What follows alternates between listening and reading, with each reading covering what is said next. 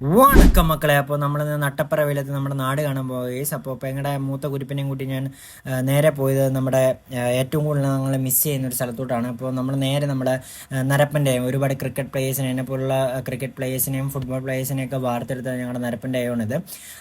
അപ്പോൾ ഇവിടെ നമ്മൾ ഏകദേശം വിസ്തീർണമൊക്കെ എടുത്തിട്ടുണ്ട്. അതിനായിട്ട് നമ്മൾ നേരെ പോയത് നമ്മുടെ ചെറിയ പള്ളിയിലാണ്. അള്ളാൻ്റെ കുതിരത്തുണ്ടോ ചൈത്താൻ്റെ കളികളുണ്ടോ, ഞാൻ ഇവിടെ വന്നിട്ട് കുറേ നാളായി. നമ്മൾ അത് കഴിഞ്ഞിട്ട് നമ്മൾ നേരെ വന്ന കാറമ്പലത്തിലാണ്. കാറമ്പലത്തിൽ ഞാൻ ആകപ്പാടെ വരുന്ന ഇവിടുത്തെ ഉത്സവത്തിനും അതുപോലെ വലിയ ഗ്രൗണ്ടിൽ ക്രിക്കറ്റ് കളിക്കാനാണ് ഗെയ്സ്.